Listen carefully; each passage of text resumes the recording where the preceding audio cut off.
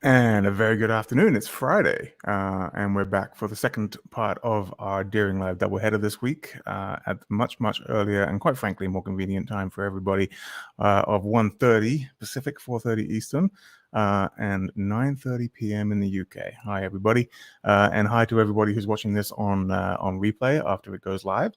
And thank you so much for joining us. I'm flying solo today. Dave is doing what he does second best, I guess, which is play music. He's out on a bit of a gig this afternoon, so he felt confident enough to hand the reins to me. So off we go. Let's see how we do. I need your support. I need your love and encouragement. It's going to be fine. Quick reminder: we had Mark Johnson on earlier in the week. That's definitely live now. You can watch that. That was a really good, fun show with Mark. One clawgrass banjo player to another. Our guest today is also playing a clawgrass model, I think, for at least part of the show, which is exciting. So double whammy of that. And then a second reminder, next week we will be at Merlefest in Wilkesboro, North Carolina, exhibiting in the vendor tent. And we'll be teaming up with our good friends, the Chapman brothers of Acoustic Shop. They will be handling all the media out there, and we'll be live streaming with a variety of different people from the festival grounds, which will be a lot of fun. So stay tuned. I don't know exactly when that is, but we'll publish a schedule as soon as we can. If I'm looking off to the right, it's because I'm multitasking a little bit more today, so I've got different screens going on, so apologies for that. I should also warn you that it's 1:30 here. The guys are still working. We are in a factory location. You might hear some sanding, some slamming, hopefully no shouting, but we're making banjos back there, so forgive any background noise that you hear. Hopefully people don't throw things at me while we're doing this. But let's get into things. Jonathan is with me. He's in the back end. He's ready to help me. So off we go. Our guest today, I'm very excited about this one. We haven't had at least one of them on for a little while. So they form a very unique meeting of musical genres. And they're here today to talk about their new self-produced album, the joys of making stripped back, toned down music together, and how their musical differences kind of intertwine to create what is ultimately a very, very beautiful sound. They're currently fundraising for the cost of the album via IndieGoGo, the link of which will be on the screen for a decent part of the show, and we'll talk about that. And of course, over the course of the show, if you like what you hear, please do consider giving them a hand. But without further ado, let's bring them in. We're going to welcome Ashley Campbell and Thor Jensen. And there you are. Hi. Ashley and Thor, how are you doing? Doing great, Jamie. How are you? I'm very well. Not too bad. We're up and away. It's Friday, and I know it's later. You're in Nashville, so what is it? We're 3:30 there right now, something like that. Yeah, 3:30. Okay. I know you came off a busy day, so thank you for your time today, and we'll get into some conversation in a minute. But as is tradition in Deering Live, would you mind kicking us off with a bit of a tune? And is it from the album? That's the question, because I want everyone to know and hear you guys.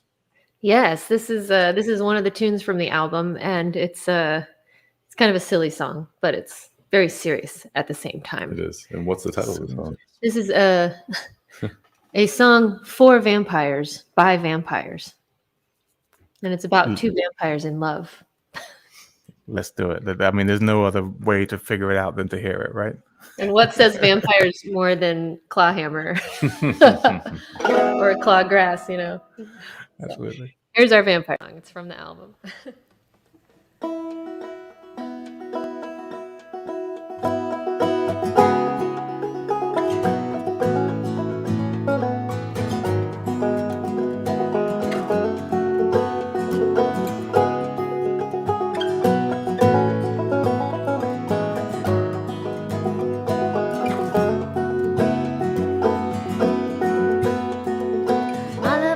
Like a shadow cast, eyes that glow like cigarettes, voice like a ship on a sea of glass.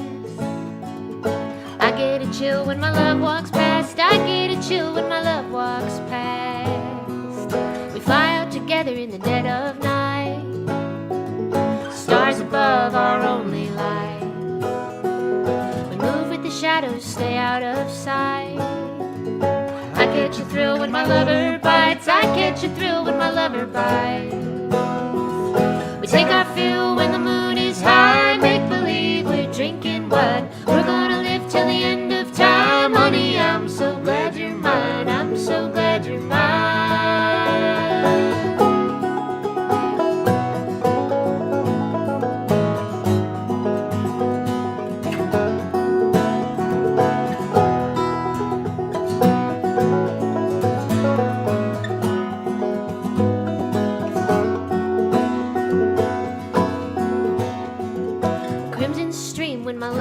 price for all the things we left behind. Takes a toll on an ancient mind to never again see the golden skies, never again see the golden skies. And I don't know where the future leads, I just know it's you and me. What we are will always be, and no one else sees what we see, no one else sees what we see. We take our fill when the moon is high, make believe we're drinking wine. We're gonna live till the end of time. Honey, I'm so glad you're mine, I'm so glad you're mine.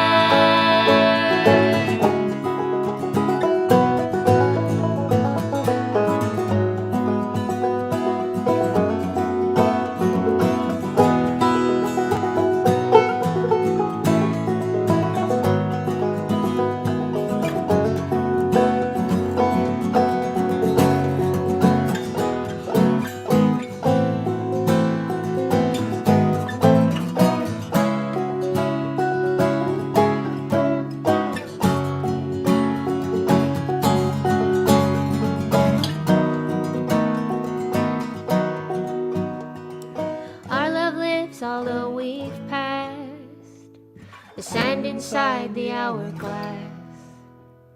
Among the first, among the last, we'll take the final breath you have, we'll take the final breath you have. We take our fill when the moon is high, make believe we're drinking wine. We're gonna live till the end of time. Honey, I'm so glad you're mine. Take our fill when the moon is high, make believe we're drinking wine. We're gonna live till the end of time. Honey, I'm so glad you're mine, I'm so glad you're mine.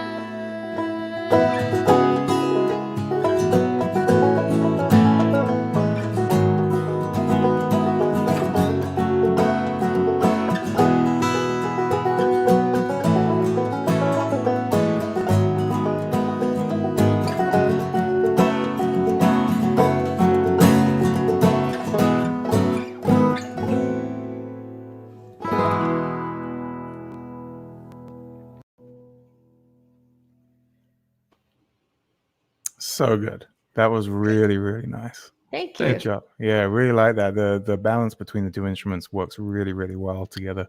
This album isn't out publicly, is it? So No. there isn't a whole lot of reference point at this stage to kind of just listen to the whole thing and get familiar with everything. So I think there's a couple of videos that you guys have made, but that was really, really nice. The contrast and the balance and the dynamics between the two of you really, really work well. So nice start. Thank you very much. We're trending beautifully. Excellent.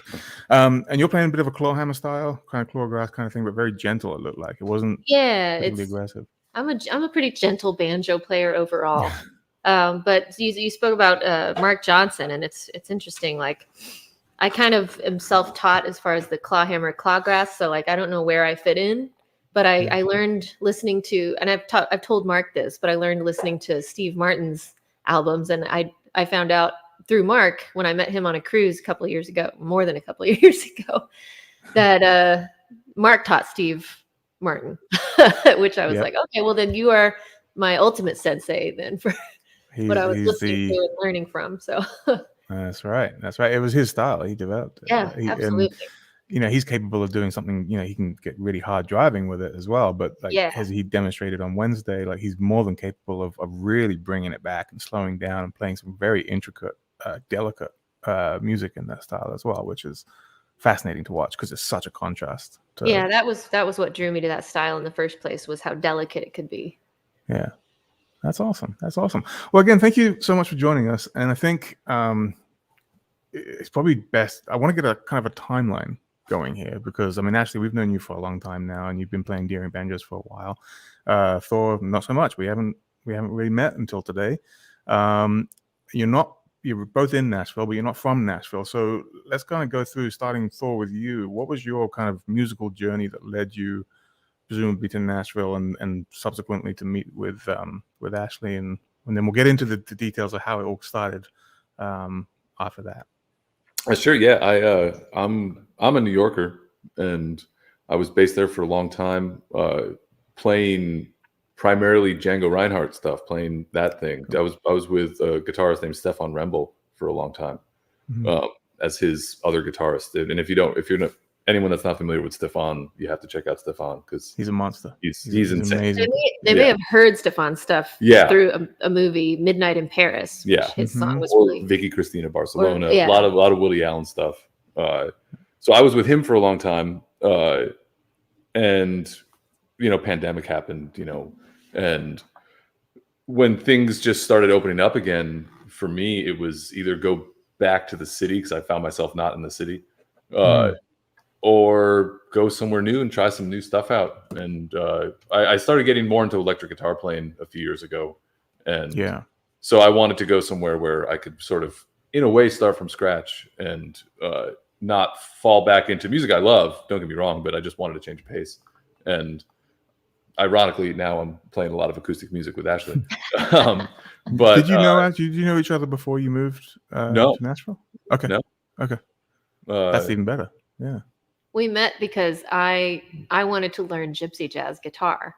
And so I asked my fiddle player friend who plays the style if he knew any guitar teachers that teach that style. And he said, well, this guy I just started playing with just moved to town and he's amazing. So he gave me Thor's number and we've been hanging out ever since. Yeah. That's how it happened. I love a gypsy jazz guitar. That's really cool. So, and then I understand you spent a little time roaming around Russia as well, playing music. Is that? Yeah, I did. true? Yeah. With a singer I still play with, Meg Farrell, Sweet Meg.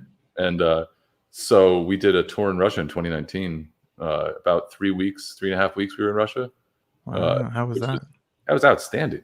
What a interesting, having really knowing nothing about Russia before, except, I guess headlines and, it's like Right. you hear about things that St. Petersburg is beautiful and there's tigers in Siberia, they're just the very basic on surface level things about Russia. And to spend so much time there was incredible. And to go to all these little tiny cities and it's massive. I've driven across the United States about, 24 times doing various tours and such, but the scale of that place is just crazy. Yeah. It's unfathomable, isn't it? It's not. Our last gig there was in the Far East in Vladivostok, and to fly back to New York from there, we had to fly from there to Moscow back to New York, and it was 24 hours of travel. And the fact that Vladivostok to Moscow is 8 time zones. Wow. Yeah. That's bananas. That's huge. Yeah. That's crazy. Yeah. Incredible place. And again, a really great experience. Was the music received? Because presumably you're playing very kind of American music. Was it received well? Oh yeah. Yeah. And we were playing. That particular set of music that was like very very like pre-war jazz. Ironically, I was playing a Telecaster, but horn section, upright bass, the whole thing. Oh man! So you guys went all out and bought the big guns out, I guess. So to speak. Yeah, well, that's the sort of what was cool about being part of the Django scene in New York is there's these two parallel scenes of Django and traditional jazz. That they're not the same, but they're really similar. And so there was some crossover involved, and so that's everyone involved in that trip was involved in that traditional scene, and it was great, and it was different. We were kind of the oddballs of the whole tour because we would tour with different groups, and we were the only ones doing that stuff. Yeah. Yeah, I bet. That's Yeah, cool. it I was like amazing. hearing stories about that, about being overseas, and just in places where you wouldn't necessarily expect the music to be received, but surprisingly it is. Japan's another country like that where you don't expect it, but they go crazy for American music. I got to go to Japan in 2019 and for the Country Gold Festival in Kumamoto, and it was insane. Like I was like a celebrity walking around the city because everyone was staying in the city for the festival, and so the entire city, this giant city, was just people going to this country festival, wearing cowboy hats and stuff, and they'd point at me and go, "Ashley Campbell," like. And you're someone that loves to travel as well, and I want to get into that because I know you spent a lot of time in Europe, and where I'm going with this is kind of where you chose to record the album, right? So, but you spent a lot of time in Italy and France and Spain and parts of Europe as well, and on your travels, and you've toured a lot yourself. So you've been in Nashville for much longer. That's been your home for what, 10 years or so? Yeah, it was 10 years in April. Yeah. Okay. So you were there, you're established, and you have this inkling to learn gypsy jazz guitar. Oh yeah.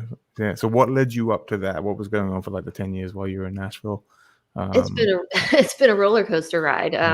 So I toured with my dad. I got my start touring with my father, Glenn Campbell. When I was living in Los Angeles. I graduated from Pepperdine University, and I had just started playing banjo.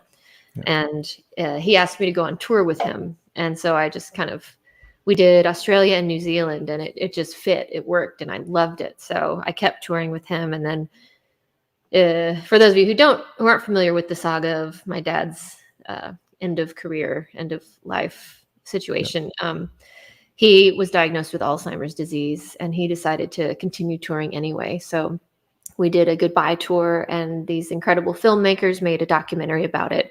And so it took us on, as a family, it took us on this, incredible journey, which, I got to spend so much quality time with my dad and to learn from him as a musician and entertainer, and just genuinely good person. And it kind of seasoned me as well as a performer, just doing so much high profile stuff, and just learning from my dad that when the tour ended at the end of 2012, I decided to move to Nashville, and I got a publishing deal, and I just started writing songs, and that was a learning process as well. I was with a major record label for a couple of years, and that wasn't really my vibe. So I just decided to focus a little smaller and smaller and smaller. And I feel like I'm finally finding what I want to do with music. And it's, it's just the realer I get, the happier I get. That's pretty awesome. That's pretty awesome. So you've established yourself pretty well in Nashville now, and you had the Ashley Campbell Band, and a few other projects going on at the time. So talk to me about the first time you guys came together and effectively, I guess, jammed, or at least kind of collaborated in some way. What was the story there?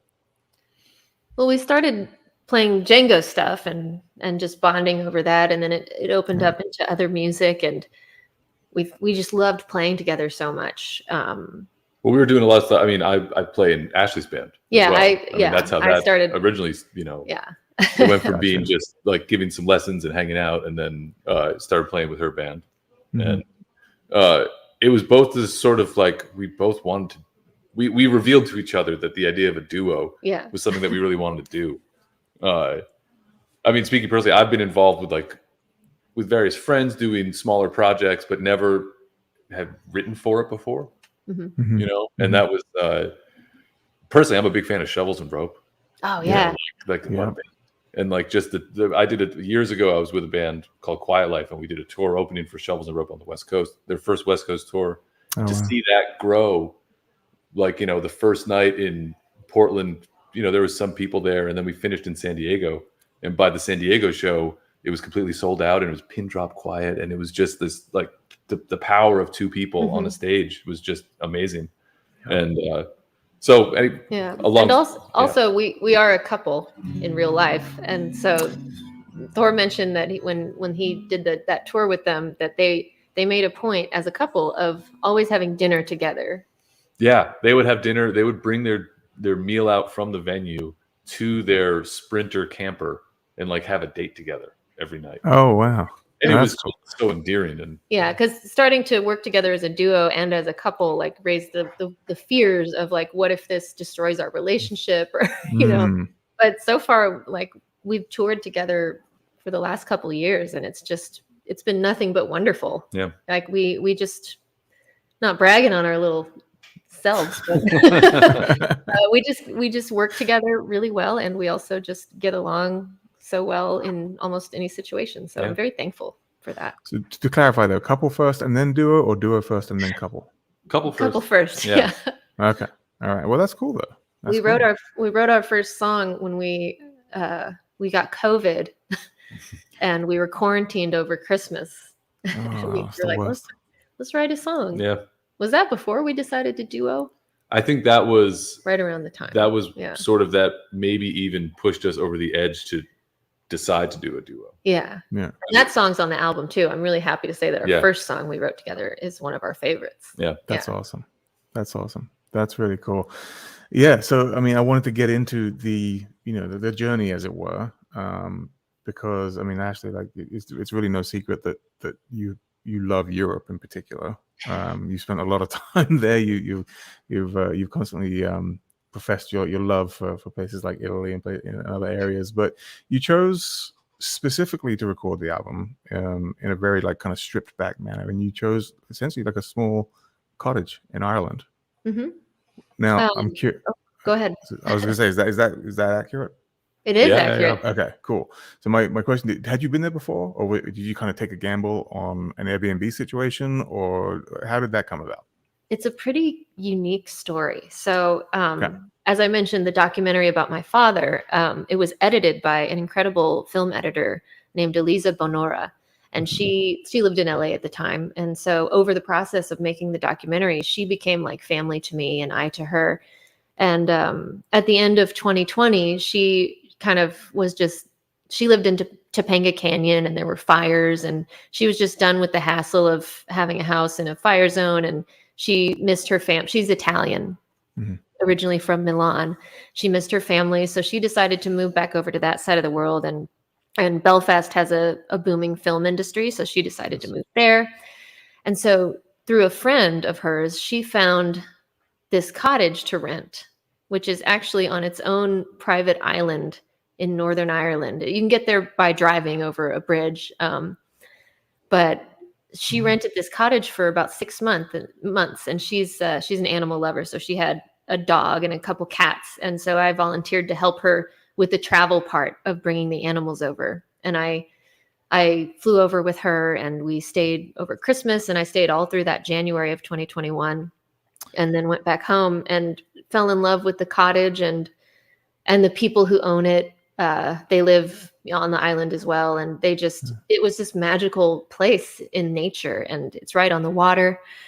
And when Thor and I started working together, I said, you got to come see this cottage. So last May we went out on tour, and he loved it too. And I said, wouldn't this be an incredible place to make a record, just to kind of sequester yourself and be creative and do not worry about bills, nothing like traffic, blah, blah, blah, just focus on music and the joy of creation.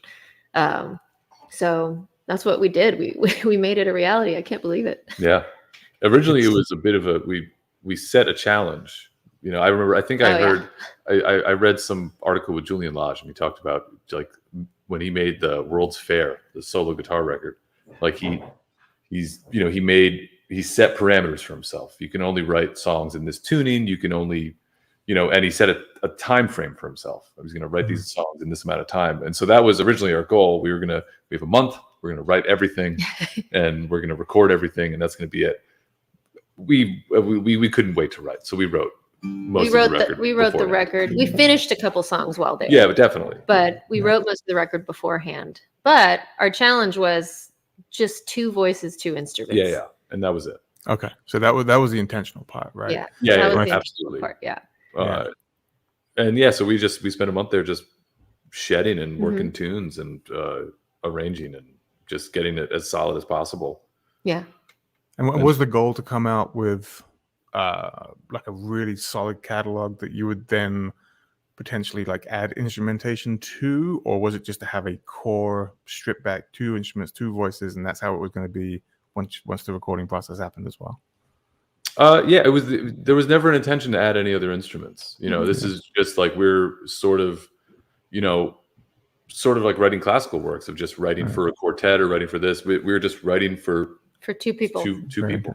Yeah, that's fantastic. And how cool the story that it kind of, almost beautifully like links back to your father and the final film piece as well. Like that's how it came about. That's perfection almost. So yeah, it's incredible where little choices and little steps and little happenings lead you in life to big things. It's amazing. Yeah, absolutely. I'm going to get into a bit more of the process in a little while here on the album, because I'm curious about that as well. But we're about kind of at the halfway mark almost, which has flown by. Do you guys want to entertain us with another tune? Yeah. Do you want to tell them about it? Yeah, it's an instrumental piece that, like most good songs, kind of just happened organic and accidentally. Right here. Yeah, right in here. this very spot. Yeah. She just came up with a thing on the banjo, and I started the first thing that came to my mind.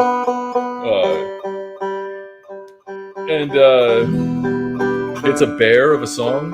It is. It's ambitious. It's very ambitious. Every time we play it, it's sort of like. I always say that my favorite gigs are the gigs that you feel like the entire time you're running down a hill as fast as you can. It's not like, I mean, you're still in control. It's your own feet. You're not like on a motorcycle, but like, gravity can get the best of you sometimes. So it's very much a song like that. So wish us luck.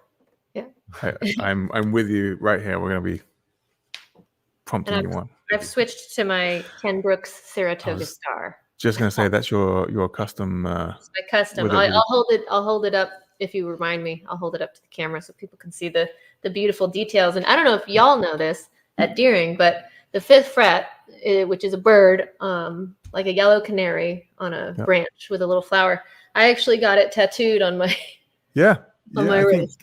I vaguely remember Jamie telling me about that actually. Yeah, I think. Yeah, remind that's really me cool. to practice. Anyway, this is a song called Exit Zero. Yeah. All right. I actually took these out for this. Oh yeah. Yeah. Okay, I'll take Flying one. blind. All right.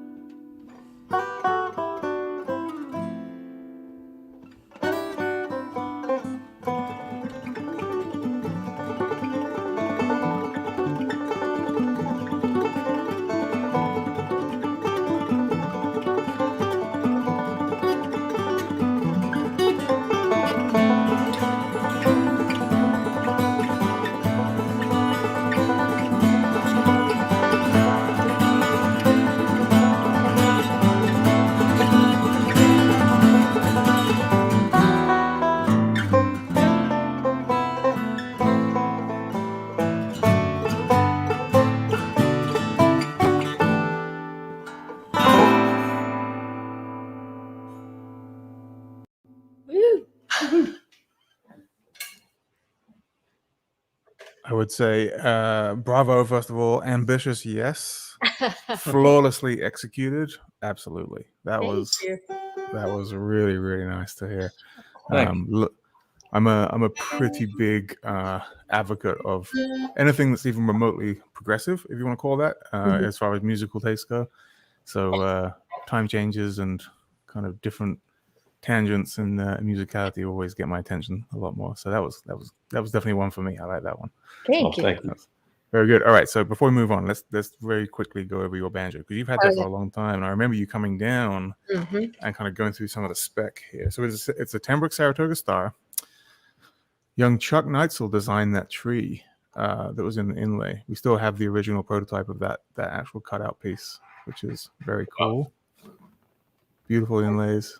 And then the Glenn Campbell Good Time logo. Yeah. Which is flawless, and it's not an original Tenbrook's color, is it? It's quite red, kind of. Quite. I love it. It's held. I said I want it the color of wine, please. Did we follow through on that? I think we did a pretty good job of yeah, it's either wine or blood. Blood. Like vampires. You can interpret that as you will. Even though on the record, on the album, I played. So I just recently acquired the Vega Old Time Wonder open back banjo, which I'm absolutely in love with, and I played that on a lot of the songs on the record. But I left that in England because we're going back over there to tour. So I left it at my friend's house so I could not have to check it. I like that, and I'm going to get to the tour part in a little bit, so I'm not going to lead down that road just yet. But that's cool. I'm glad you like the Vega. Does it have the scoop on it as well on the fingerboard? I love the scoop. Oh my gosh, yeah. Makes it a little easier. There's a lot of people. I was speaking to a couple of people lately who they don't like that. They actually like the frets kind of as they were, so they get that kind of like percussive element to it as they play. But a lot of players just swear by it and can't live without it. So I feel like I can get a cleaner claw hammer with it. I like it. Yeah. Well, yeah, I think that's pretty awesome. All right, so we're in Ireland now, and we decided that we're going to record the album in this beautiful little cottage. Well, I should say Northern Ireland is what I keep incorrectly saying. As an Englishman, that's not good. So was the setup for it as stripped back as the music, in the sense of you hear about kind of these big bands bringing over like a complete massive studio's worth of equipment and setting up in homes around the country as a way to kind of isolate themselves in a similar way that you did? Or are we talking a MacBook and a few microphones? How are we doing this? It was, you could say, in between, but it definitely leaned closer to the MacBook. We brought this really great engineer named Ronan Fay over from Glasgow. Cool. Okay. And he just filled up his little sedan with some stuff. And took the ferry over. Yeah, took the ferry. And it was one rack worth of stuff. So we had a couple of mic pre's, I think he had 2 or 3 really nice mic pre's and a few good microphones. But it was really as simplified as it could possibly be, awesome. And just sort of using, so this cottage is long, it's this big long place, very compartmentalized, and we're trying to save some dough, so we're not really using much of the heat in the place. So there's this wood stove in the living room, and that's basically where we were for the entire month. Just tending the fire all the time because it was January. Yeah. I think the video on the campaign, right, is shot in front of that. Is that the same wood burning stove? It sure is. Yeah. That was a nice day, so we didn't actually need it. It was kind of warm that day. Yeah. But yeah, just like really as basic as possible, and just like the room itself sounded really nice and warm. Old plaster walls and the stone hearth, and it was pretty outstanding.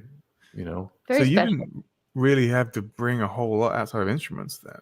As far as that was going to be one of my questions. Did you bring in an engineer, or did you go completely solo and try and do everything DIY yourselves? But it sounds like you kind of just, this is what we're looking for, this is what we're trying to get to, and he brought down the a la carte, if you will, to kind of. Did you spend a lot of time experimenting with different things as far Not as really different rooms? So you just set up and go, huh? slapped up some mics and went for it. Yeah, basically. I mean, the first day we did a couple of mic tests, but nothing serious. Yeah. Once we found the recipe, it worked. We had I mean, she actually plays quite a bit of guitar on the record as well, and we had very different sounding guitars. So there was definitely a mic choice as far as that went. But once we found the formula, it was just wake up and go. And were most of the tracks, or all of the tracks, I suppose, recorded live, or were you doing it in different takes, or using any kind of sound isolation to capture everything? No sound isolation. No, but it depends. Depended on the song. We did a lot of the vocals after the music, after the instruments, just because we wanted the isolation and the clarity. Yeah. But some of the songs we did sing just together, facing each other with two mics. Just depend on what the song called for. Yeah, the instrumentals, we recorded those live. Yeah, the instrumentals were just like you just heard. Yeah. Awesome. With no click, just straight in. Yeah, no click. Yeah. I mean, what's funny is that we actually tried. We tried. And it was not. We tried with a click. Well, especially that one going in and out of time signature. Yeah. It just. Yeah. And there's another instrumental on there that's the Old Time Wonder, and it's a clawhammer instrumental. So we got variety. Love it. I love it. It's a nice mix for sure. That was gonna be one of my. I was gonna address this a little bit later, but kind of the touching on the click idea, right? And just there's almost an argument to be said that what you're doing works a lot better without it, in the sense of just there's that human kind of pouring your soul into it rather than mechanically trying to create the song, which I think is lost in a lot of music. And I was just going to kind of bring up more, we're changing directions a little bit, but the state of music in general, where you've got yourselves who are just making really raw, emotional, musicianship-based music, and then you've also, on the other end of the spectrum, like AI's creeping in. We're seeing that more and more, and kids are they can create. I use that word loosely. Create songs, just with like AI-based programs and that kind of thing, without a whole lot of musical experience. Like, what's your kind of thoughts and take on that as it pertains to how you've just gone through this recording process?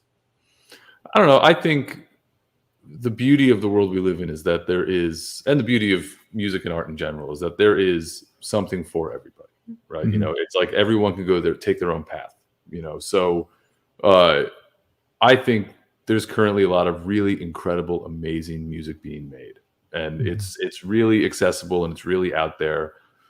Obviously there are certain things that are going to be pushed in our faces that, that are that utilize things like AI and technology to their certain extent. But even there, I think it's going to be cool and exciting to see what kind of cool creative things people can make with that stuff at some point. It's not necessarily my cup of tea. I don't want to speak for Ashley. It's all taste thing, Yeah, it's like, taste, I'm just because someone's doing something that I don't really care for, or that it's not my cup of tea, doesn't mean I can't do what I want to do and listen to what I want to listen to. Yeah. There's the pool is big enough for everyone to swim. Yeah. And when it comes down to it, if it sounds good, it is good. Yeah. It's a fair statement. Yeah. And it's but I mean, I do understand the argument of it's easy to get upset at stuff like that, which to a certain extent is justifiable. You spend a lot of time holding your hands and your ears and your fingertips and your voice and all this stuff, and then it feels like certain people might be cutting corners. But not to say I don't get upset and rant behind the scenes about artists that are. Come on, Ashley, bring it. Let's have a. Oh, they're such a good singer, and you're like, they're just auto-tuned. They can't sing. Have you heard them live? They're terrible. Right. I get really upset about that stuff. People who can hide behind technology when they're not, giving the technology credit, maybe. Man, thank you. Here's your Grammy. Well, first of all, I want to thank Auto-Tune. I want to thank Melodyne, without which I wouldn't be here. So, Right. when are we going to start doing that? Let's give Melodyne the credit for people who need That's it. right. Yeah. I also feel in music, there's always been something, right, technologically, that's kind of come along. I guess like in the 80s, you had the synths, and you had the computer recording that was kind of taking away from the analog side of things. And then like hip hop with samples and this kind, there's always something that in music seems to be a fear but has nearly always come back to, I guess, it being used by humans to create in a different way. Does that make so? There's still that kind of human touch on whatever it is. I think no matter how advanced technology gets in music, like there's still always going to be an audience and a desire for just this, just humans playing instruments. You know, it's not going to go away. Yeah. You know, we don't have to be afraid of that. But no, people might like the other stuff too, but this isn't going away. People are always going to love just people making music. Yeah. In real time. So yeah, and also like you guys are now, where it's completely unplugged and it's just it's just out in the open, you know, with the exception of the microphone. Yeah, no, I agree with that. Very cool, very cool. All right, so let's talk about the fundraiser, because that's kind of one of the main reasons we're here. I'm going to flash up the link again here. So tell us about that, and what was the decision to go about this route, instead of maybe going with a bigger deal that would help finance the record? Well, so Thor and I are touring musicians, and we make our money on the road, and needless to say, we don't have a lot of it. So, but we wanted to make this record, and we wanted, you know, musicians have to make a record to have a vehicle to tour, you know, so it's kind of a shooting yourself in the foot a little bit with money spent and things like that. So we made this record anyway, but we want to make sure that it gets a platform and that it's heard. We don't have a big record label funding us or anything. It's all on our own. And so we just, you know, we've got the album up for pre-order on this IndieGoGo thing. And there's other perks listed there. Like we bought a film camera and we took photos of the recording process, and we're getting those developed. So if you, you know, buy a vinyl, you get a print from the recording process, and it goes on up. But, you know, we're not asking for a freebie. We're saying pre-order the album, and it really helps us with, you know, hiring a publicist and just being seen and heard so that we can keep making music and not, you know, and be able to pay rent at the same time. And crowdfunding is such a cool way to make it a community effort. You know what I mean? Yeah. It's like we're, without people supporting music, we're just two people playing guitars in a room. You know, it's like you need people to perform for, and how cool is that the people that we get to perform for might help us actually get this record out, you know? So it makes us together. Yeah. Absolutely. It feels better saying, you know, we're not asking for a handout. We're just asking, absolutely, you know, if you like this kind of music, please pre-order our album. Yeah. And we hope you'll enjoy it. Absolutely. I noticed there's an FAQ section on there, and quite proudly, I will say, actually, one of the things you kind of addressed head on, right, was this notion that your last name is Campbell, and people make the assumption that you are therefore just drowning in money, and why are you asking for the, you know, for the fundraising? But you very beautifully address it in the sense of it's not the reality. The reality is that I make my money from music and not from my heritage. And you want to talk about that just for a minute? Or?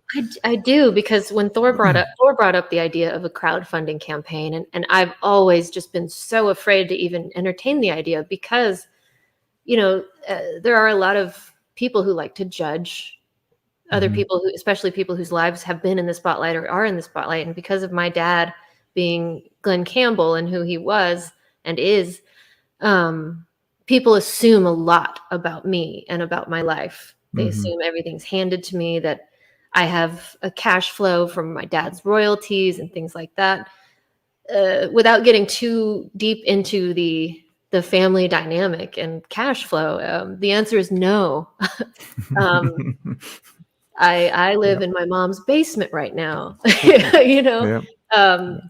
But like I've made my money on my own, you know, for my entire adult life.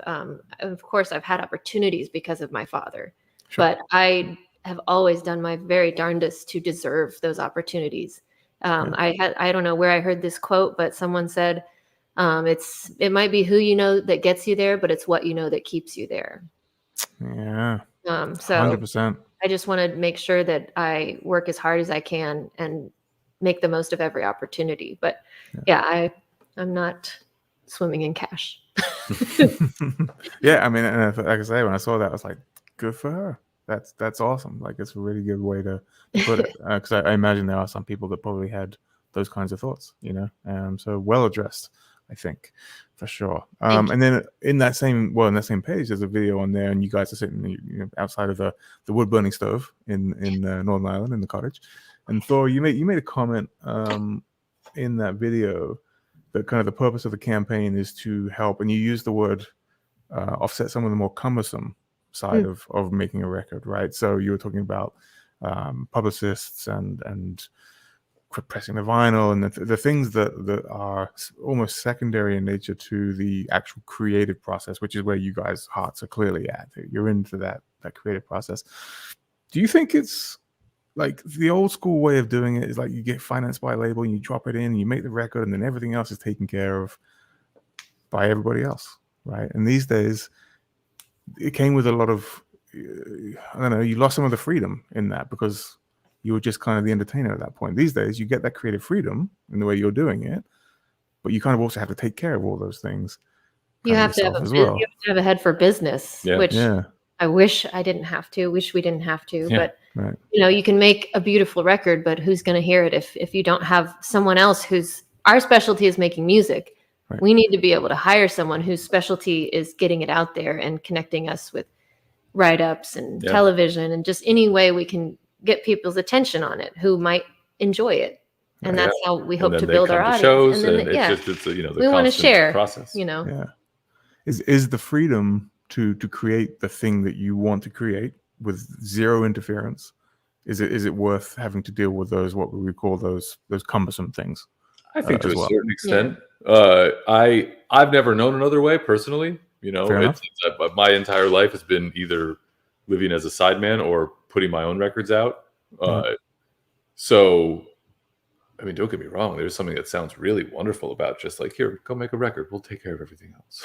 You know, to a certain extent. But I mean, I understand like the ramifications that comes with that. There's never no strings attached. Oh, I understand that. I never said that. I've been on that end of it with a major label. Yeah. I never said that. Like, I don't want to put this out because I didn't have the control. Right. And it was depressing. Like I was like, well, okay, well, maybe I shouldn't do music if this is what it's going to be like. I really had that thought. Like I said, if I don't like the music that I'm making, then I don't want to do it. Right. Yeah. I'll go cook. I'll go be a chef. I don't know. I like cooking.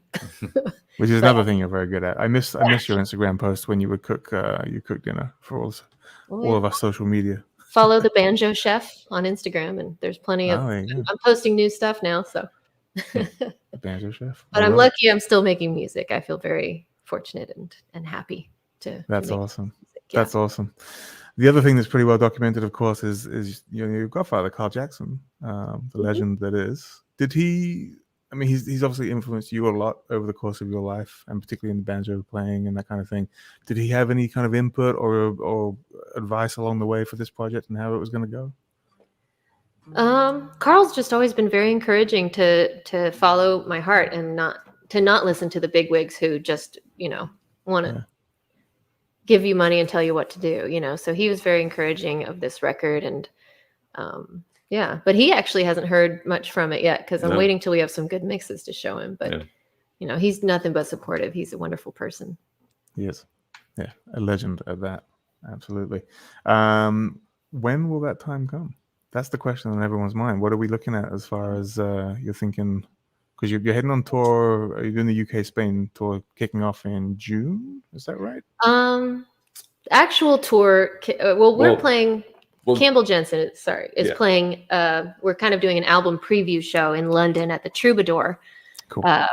Which we've decided to also live stream because we realize that we do play a lot, almost exclusively in the UK. So right now, I feel bad not opening it up to people who can't necessarily travel there. So we're live streaming our event at the Troubadour on June 16th, and it will also be available for maybe like 2 days after for video replay in case you can't make it at the actual time. So that link will be up on all our socials and stuff in the next few days, actually. So if you want to see it, but I think realistically, once we hire a publicist, we'll probably be getting the album out sometime in July or August. Oh, very cool. Excellent. But if you the bottom tier on our IndieGoGo is, I think it's $10, and that gives you a link to listen to the album before anyone else does, like a SoundCloud link once it's ready. So we'll be, so that's a nice perk as well. Yeah. Even if you want to put $10 in, you get to listen to it before everyone else. But that's awesome. Yeah. Yeah. And what's the highest? Go ahead. Sorry. Oh, no. I was just going to say then we're hitting the road this fall. Yes. To promote the record. What do we? We've got some dates in Ireland booked already. I just blanked on it. Yeah. But yeah, the perks on the IndieGoGo go up to, like, you can have a private live stream concert for you and 10 friends. Cool. The highest perk being we will write a song for you personally. Whoa. Nobody's taken us up on that one. No one has taken us up on that, so the pressure's off. But you have 5 more days to get that perk. 5 more days. Yep. Ends pretty soon. Someone did do the live stream option. Yeah, the private. We appreciate. Concert. Yeah. I know who bought it, and I'm very thankful. Thank you. Nice. Yeah. But we're so excited to get the music out. So yeah. I mean, we wanted to put it out in June, but realistically, to do it right and get it heard and in the right avenues, it'll probably be July or August. That's awesome. And of course, the banjo features wonderfully on the album. We're all gearheads, I think, in this room, pretty much. So we've gone over your Saratoga. You had the clawgrass too. Finger picks? You want to talk about finger picks? I just want to know what you're using so the world knows what you're using. So I've been using this for years, the blue chip finger pick. Oh, yeah. Pick. Yep. I'm a size small. And then I just use some Dunlop 0.015 for my finger picks. Yeah. Perfect.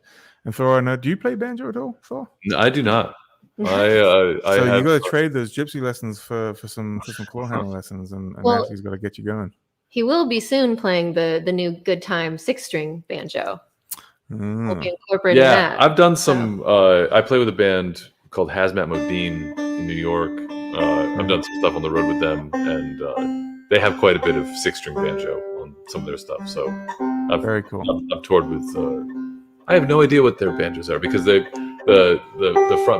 leader of that band, Wade Schumann, who's an unbelievable harmonica player, he's great, songwriter, and all this stuff. That's a cool band. He's a very he's a brilliant painter, and he sort of personalizes everything. So the banjo that I would use, whatever name was on the headstock is gone, and it has this really beautiful beetle on the headstock. Oh, cool. So I have no idea what brand banjo that is. Yeah, couldn't tell you. Well, my little bird tells me there's a Good Time 6-string, I think, with FedEx on its way to Nashville as we speak. So people look out for that.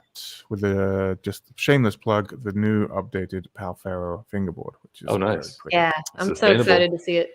I mean, Django Reinhardt started on a 6-string banjo. That was this is absolutely true. Yeah. That's the crazy thing about the 6-string banjo, right? Like, a lot of people think it's cheating. Even to this day, Jamie Deering and myself have battled this for quite some time now in trying to convince people that this is not a new idea, nor is it cheating. No, it's not cheating. 100-year-old invention, basically, that we just happen to be making versions of, and it works. Absolutely. I mean, for your context, why would you, as a guitar player, use a 6-string banjo over a guitar from your own standpoint? Probably just a textural thing. It's such a cool, unique. Actually, it's really similar sonically to the gypsy guitars. Those gypsy guitars are frustratingly have a lack of sustain. So it's, and you get, personally, once you get used to that, it's a pretty cool character, and that's what I like about the 6-string banjos and banjos in general. It's kind of interesting to have an instrument with such a fast decay to it. So it just it's like pizzicato all the time. Yeah. It's such a cool thing. I'm actually dying to try out. So this the last song we're going to play. I do a faux rubber bridge thing, and I just it's just a piece of rubber underneath the strings. And it's super low tuned. So I would love to low tune the banjo, the 6-string banjo. Yeah, like put these big, huge, comically large strings on it. And what gauges are you using to get the low tuning like that? So I actually don't know what the gauges are. It's they're the Santa Cruz parabolic tension baritone strings. So they don't list gauges, but it's a short scale. It's a regular scale guitar. I just was having we have a bunch of tunes on the record that use the low tuning, and it's a nightmare to get it to play, to get the intonation right. Oh, interesting. You know, I have to, in order to, you know, we have one song that I do a lot of sort of drone string, and with any other strings, I was having to just play so lightly. Or it would go out of tune. It would just go out of tune, or really be out of tune in this range, which would just drive me up the wall. So I bought these strings on a whim, and again, they're comically large. I mean, the second string, what would normally be the B string, is wound, which is just nuts. Wow. But tuned low like this with this shorter scale, the string tension is really nice, and it just plays like a regular standard tuned guitar. What guitars are you playing? Are they a particular brand? Or? These are Recording Kings. Oh, no kidding. Yeah. In fact, this one's just brandy new. Just picked up this morning. They're exceptional. They're really nice, yeah. They're really making fantastic instruments. I've heard good things about their guitars for sure. Yeah. Yeah. Oh man, their guitars are really stellar. Can't say anything else. I can't say any more than that. That's all I got. I got that, and I can't pronounce the name. Nunzio Moro. There you go. Glenn used a frameless 6-string back on some Kingston Trio recordings back in the day. Cool. Apparently. There we go. Nice. I know he had a 6-string banjo floating around from time to time. I think your dad didn't he?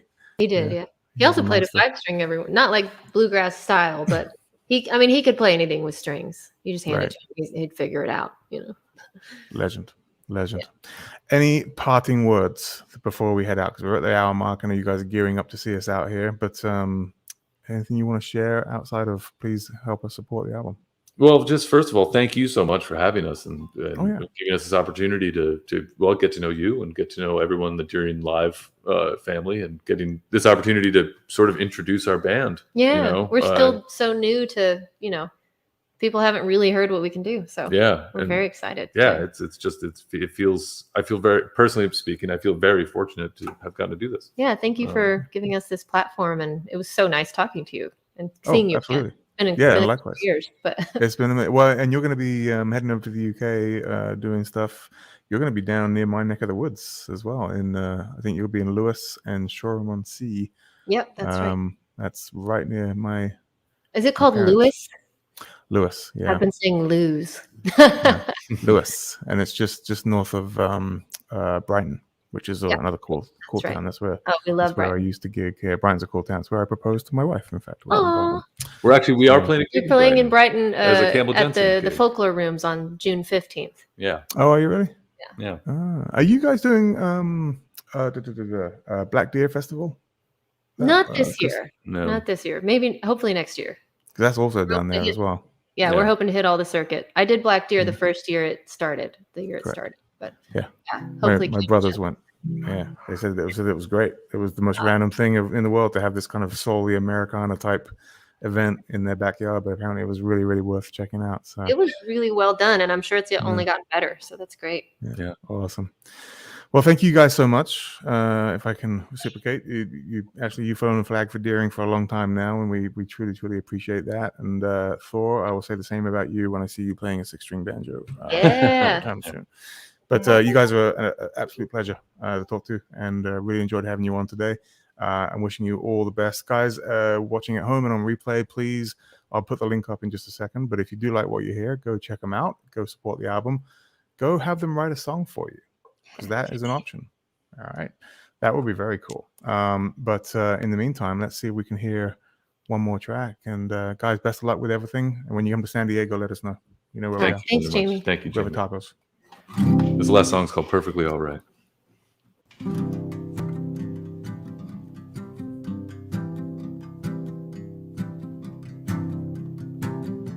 Sitting with me in silence, we don't need to speak. A pot of tea between us. On the floor, the dog is fast asleep, 'cause everything's fine.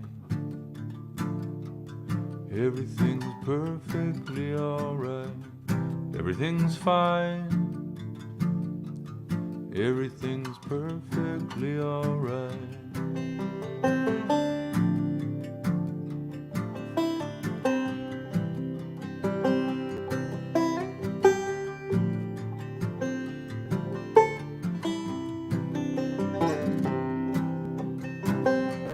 Wait a bit, my darling. The mountain seems so steep. Even if we tumble down, it doesn't kill to bleed. 'Cause everything's fine. Everything's perfectly alright. Everything's fine. Everything's perfectly alright.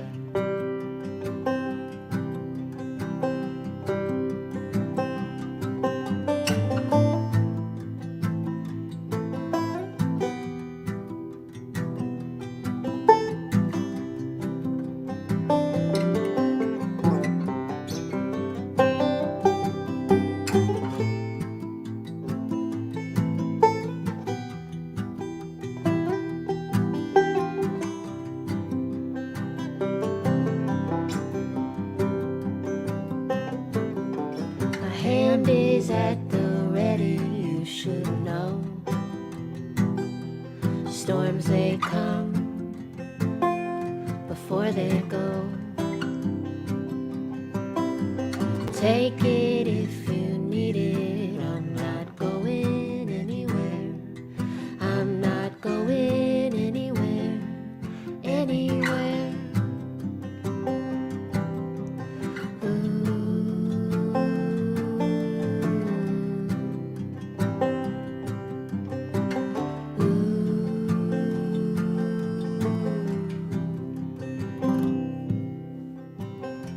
Sit with me in silence. We don't need to speak.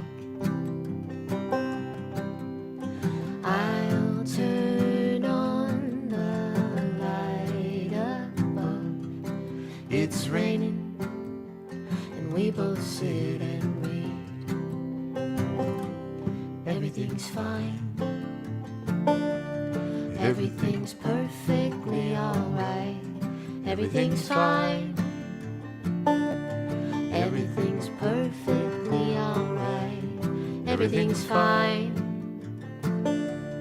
Everything's perfectly alright. Everything's fine. Everything's perfectly alright.